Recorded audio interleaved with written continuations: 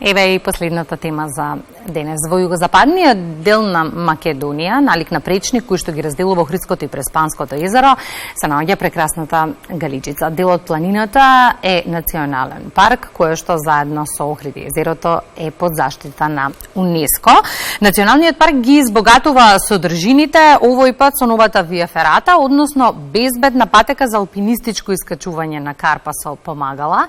За сите новости во националниот парк разговараме на Скайп со Ангела Тасевска од јавната установа Национален парк Галичица. Ангела, добро утро и добре ни дојдовте, па и виртуелно во Македонија наутро. Вашата локација сигурна сум дека е за нијанса поубава од мојата, бидејќи е канцеларијата на Националниот парк. Добро утро, Кристина. Се радувам што утрото повторно го делам заедно со вас. Поздрав до сите гледачи на македонската телевизија. Споменав пред 10 минути идеја плюс за сите наши граѓани кои што сакаат да избегаат од високите температури е предлог да го посетат Националниот парк Галичица, но оно што ме интересира на самиот почеток на разговорот, има ли некакви ограничувања во поглед на посетителите, да речеме во Маврово треба да се пријават доколку сакаат да го посетат Националниот парк, што е со Галичица, има ли некакви правила на сила? Така, квалитетот на здрава природна животна средина се повеќе ги примамува посетителите да ја посетат планината и да престојуваат во планина. Што се однесува до Националниот парк Галичица, немаме посебни некои потреби за најава доколку сакаат да го посетат паркот. Единствено нормално тука ни е наплатата на билетот при самиот влез, почитување на правилата кои што важат за паркот и нормално почитување, особено во летниот период, на оние правилата за да не дојдат до несакани пожари, како што е забрането палење на оган, потоа забрането правење на скара на неозначени места за таа намена, исто така фрлање на догорчење од цигари или друг запалив материјал кој што би можеле да предизвикаат пожар. Секако тука се и нашите инфоцентар во Охрид и во Стење, кои што се секогаш отворени, доколку посетителите сакаат да дознаат нешто повеќе за паркот. Од оваа година исто така имаме и инфоцентар во самиот центар на градот Охрид, каде што исто така сите посетители, странски домашни, можат да се информираат се за паркот. Многу новости имате изминатиот период. Ајде би сакала накуса само да проговориме прво за оно што го спомена во најавата, безбедната патека за алпинистичко искачување карпа, колку ја користат до сега? Да, па покрај сите активности од оваа година можеме да се пофалиме дека имаме една доста поатрактивна понуда на територија на паркот. Тоа е изработката на Вија Ферата од, ке ги наречам, нашите пријатели, планинарската спасителна служба, со кои навистина имаме одлична соработка веќе долги години. Нормално за сите информации кои што сакат да ги дознат посетителите, ќе се обратат лично нив. Како е целата процедура за нејзина посета и искачување. Исто така мора да напоменеме дека изработката на Вија Фератата е со поддршка на Фондот за природа во Охрид и Преспа, фонд кој ги покрива и дел од оперативните трошоци на нашата установа секоја година. Пред околу 2 до 3 недели, кога се слушнавме, секако вие бевте во Националниот парк и ми кажавте, Кристина, што туку завршив едукативна тура, односно работилница со млади, па ме заинтригиравте еве и да прашам. Оваа година бројни млади се дел од работилниците, како поминуваат истите, колку деца на број дојдоа во Националниот парк досега и колку сте задоволни од соработката? Какви прашања поставуваат? Што ги интересира најмногу? Во летниот период пред се едукативните работилници не се за деца, оние кои што сакаат да го надополнат летниот распуст со некоја друга поразлична активност. Во главно еколошките едукации во летниот период ги правиме со извидници или одредени рекреативци кои што се заинтересирани за да дознат некои клучни информации за паркот. Еколошката едукација е клучен составен дел од самото управување на паркот.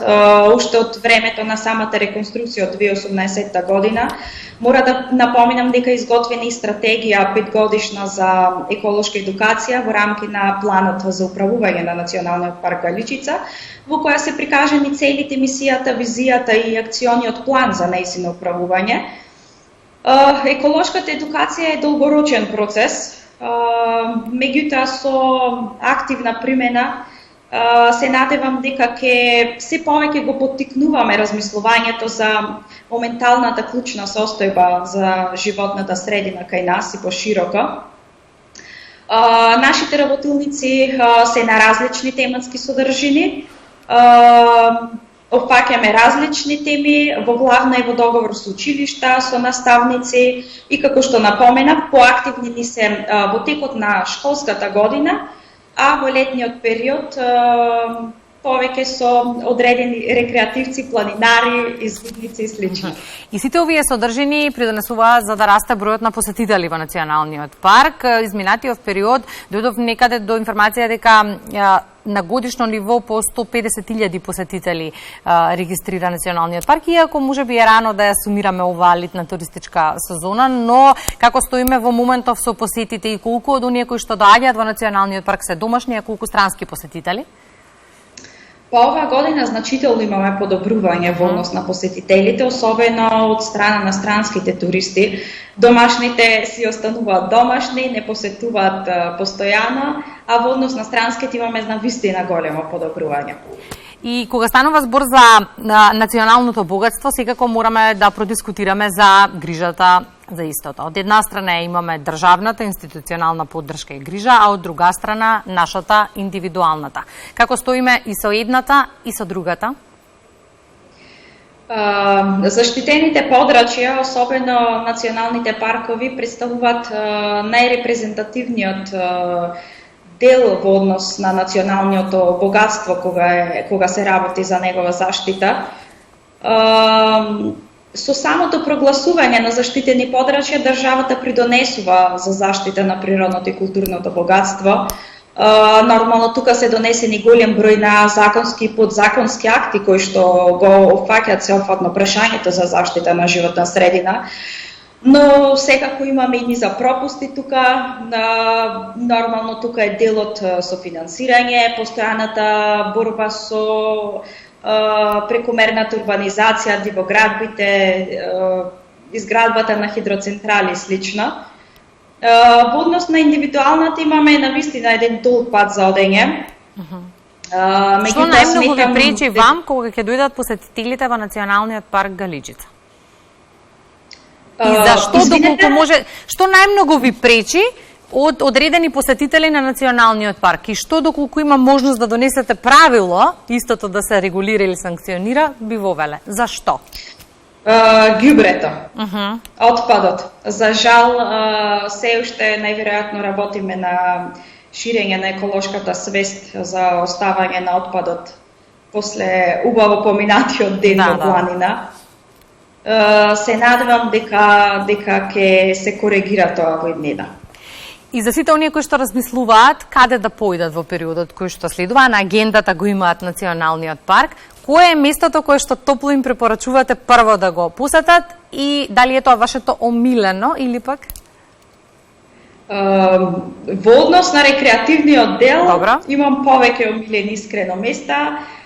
Не знам, може би ги посетила најпрвин Лакосигно и Томорос, Бугарска чука врвот, нормално тука е најпосетуваниот врвот Магаро, тука се изворите Светинам кои што се во строгиот заштитен дел на Националниот парк Галичица, а во однос на онај истражувачкиот дел кога станува збор за професијата, имам сосема други омилени локалитети. Со самото поминување, односно преминување по патниот правец од Охридската на Преспанската страна и проследено со попатно уживање во гледките кои ни ги нуди самата Галичица, со чистиот планински воздух, едно навистина уживање кое секој треба да го почувствува, особено во овој летен период. И не можам да не споделам со гледачите, изминатиот период неколку пати се слушнавме и во ниту едно телефонско јавување не се јавивте нервозна, во ниту едно телефонско јавување не посакавте брзо да ми ја спуштите слушалката и во ниту едно телефонско јавување не ми кажавте не можам сега, брзам, денот ми е турбулентен, каков што е да речеме еве нашиот постојано. Дали во цело во ова расположение голем удел има природата и чистиот воздух, работната средина? Работата пред се, Христина, навистина е привилегија како биолог да се работи во заштитено подрачје како Националниот парк Галичица. Тука нормално е тимската работа, еден безпрекорен тим содржи Националниот парк Галичица, самата установа.